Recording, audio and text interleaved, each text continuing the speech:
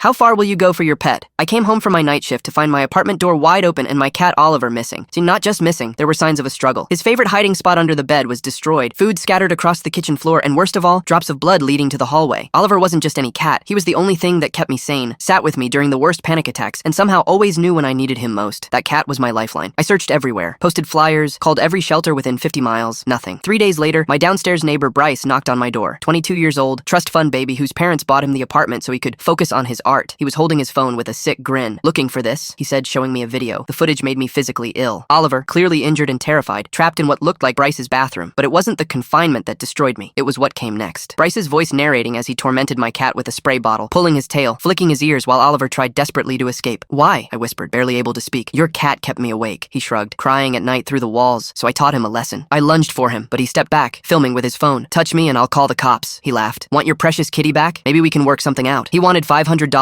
to return my terrorized, injured cat. I gave him every cent I had. When I got Oliver back, he was barely recognizable. Matted fur, infected scratches, so traumatized he hid under the couch for days. The vet said he'd been systematically abused, cigarette burns on his paws, signs of being hit repeatedly. "This wasn't just cruel," the vet told me. "This was calculated torture." Oliver never fully recovered. He jumped at every sound, couldn't be left alone, and had seizures that the vet said were likely from head trauma. 6 months later, his little heart just couldn't take it anymore. I held him as he died, whispering promises of love and apologies for not protecting him. That night, I made a different kind of promise. I spent weeks learning everything about Bryce, trust fund brat from Connecticut, aspiring filmmaker who'd never worked a day in his life, applied to graduate school programs across the country for film production, had a girlfriend named Madison who volunteered at the local animal rescue and posted constantly about loving animals. I started with Madison. I sent her the video of what her boyfriend had done to Oliver. She was at my door within an hour, sobbing and apologizing. "I had no idea," she kept saying. She broke up with him that same day and posted the video on every social media platform, tagging all his friends and family. The caption read, "This is who Bryce really is, a coward who tortures helpless animals." Next, I contacted every film school he'd applied to, NYU, USC, Columbia. I created detailed packages with the video, veterinary records showing Oliver's injuries, and documentation of Bryce's complete lack of remorse. His acceptances were revoked one by one, but I wasn't finished. I discovered Bryce had been accepted into a paid internship at a prestigious production company in LA, his backup plan when film school fell through. The internship vanished after one phone call. I found out his parents had co-signed loans for his film equipment, thousands of dollars in cameras and editing software. When the abuse video went viral in their exclusive Connecticut community, the social pressure became unbearable. His mother called him, screaming, demanding he move out of the apartment they'd bought him. Suddenly, Bryce couldn't afford his lifestyle, no internship, no school, and parents who'd cut off his allowance out of embarrassment. I watched from across the street as he loaded his belongings into a moving truck, his expensive equipment being sold off piece by piece to pay his debts. 6 months later, I was at the animal shelter making a donation in Oliver's memory when I saw him, Bryce Morrison, wearing a bright orange volunteer vest, cleaning kennels.